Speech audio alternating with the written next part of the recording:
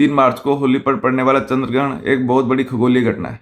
इसे ज्योतिष में एक बहुत बड़े अवसर के रूप में देखा जाएगा।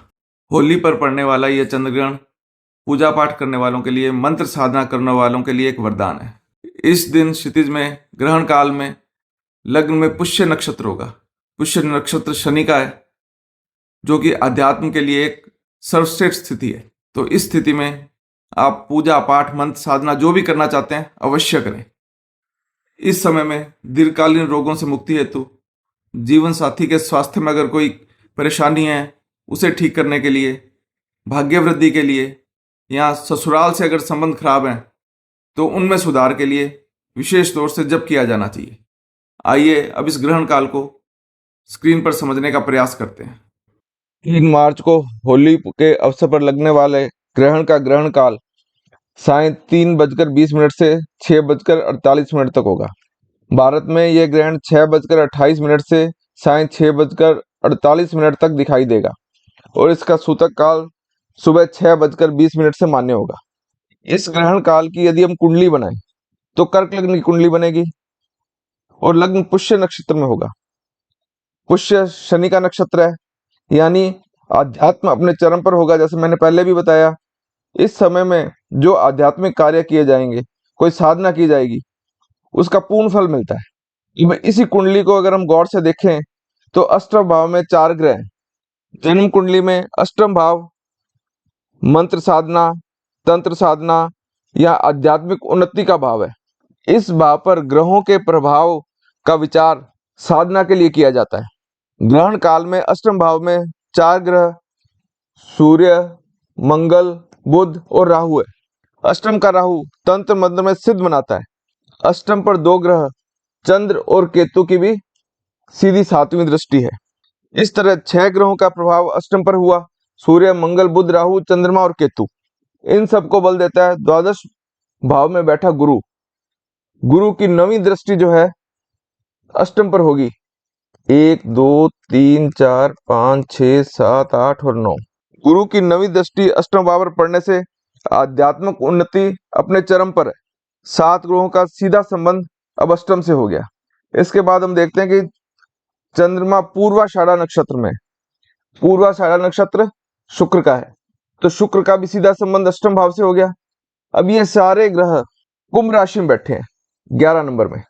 कुंभ राशि का स्वामी शनि है, तो शनि के घर में सारे ग्रह, यानी शनि का संबंध भी इससे है। 7 ग्रहों का सीधा दृष्टि संबंध, 8वें के नक्षत्र का संबंध और 9वें के घर में सारे के सारे ग्रह। इस तरह 9 के 9 ग्रह अष्टम भाव को प्रभावित कर रहे हैं। और इन सब के साथ है होली जैसा बड़ा दिन, सदी का बनने वाला यह सबसे बड़ा ग्रह योग है। हमें चाहिए कि ग्रहण के इस काल को अवसर में बदल लें। हम जिस भी मंत्र की साधना या जाप करते हैं, या यदि कोई गुरु मंत्र आपने लिया है तो ग्रहण की इस अवधि में उसका जाप अवश्य करें। यदि एकाग्रचित होकर मंत्र जपा जाए तो उसके प्रभाव में कई गुना वृद्धि हो जाएगी और मंत्र सिद्ध हो सकता है। मंत्र सिद्धि से अष्टम भाव में, अष्टम भाव से जो भी अष्टम भाव के जो भी कारकत्व है उसमें लाभ होगा। आयु वृद्धि के लिए यदि आप मंत्र साधना करते हैं, आयु वृद्धि के लिए इसे जपा जा सकता है। दीर्घकालिक रोग, ससुराल से आपके संबंध ठीक नहीं है, उन संबंधों को ठीक करने के लिए लाभदायक होगा। भाग्य में वृद्धि के लिए भी इस अवधि में किया गया जाप बहुत लाभदायक होगा। जीवन साथी के स्वास्थ्य में यदि कोई कमी है तो भी उसमें लाभ होगा। यदि आप कोई भी मंत्र नहीं जपते हैं तो ओम सोम समाय नमः, जो कि चंद्रमा का मंत्र है, उसका जाप कर सकते हैं। यदि रोगों से मुक्ति के लिए आप जपना चाहते हैं तो महामृत्युंजय मंत्र का जाप करें। यदि मानसिक परेशानी है तो ओम चंद्रमा से नमः या ओम नमः शिवाय मंत्र का जाप करें। सुखों की प्राप्ति के लिए ओम नमो भगवते वासुदेवाय का जाप करें। धन की प्राप्ति के लिए ओम श्रीम ह्रीम नमः का जाप करें। इस अवधि में यदि आप गायत्री मंत्र का जाप करते हैं तो ये सर्वश्रेष्ठ है। ये सब सुख देने वाला है। सब प्रकार की मनोकामना पूरी करने के लिए, किसी भी प्रकार की आपकी मनोकामना है, यदि उसे सिद्ध करना चाहते हैं तो ग्रहण काल में गायत्री मंत्र का जाप सर्वश्रेष्ठ है। और यदि आपने किसी गुरु का मंत्र लिया है तो गुरु मंत्र का भी जाप आप कर सकते हैं। तो ये जो ग्रहण काल है, इस ग्रहण काल का पूर्ण लाभ लेने के लिए आप ग्रहण की अवधि में शांत मन से एकाग्रचित होकर जप करें और आप पाएंगे कि आपके जीवन में इसका बहुत प्रभाव पड़ा है और आपको इसका लाभ मिला है। ऐसे अवसर जीवन में बार बार नहीं मिलते हैं कि जब 9 के 9 ग्रहों का प्रभाव एक ही भाव पर हो, वो भी अष्टम पर, जो कि आध्यात्म का भाव है, और उस भाव का स्वामी जो है वो शनि है। तो ये अध्यात्म की उच्चतम सीमा है।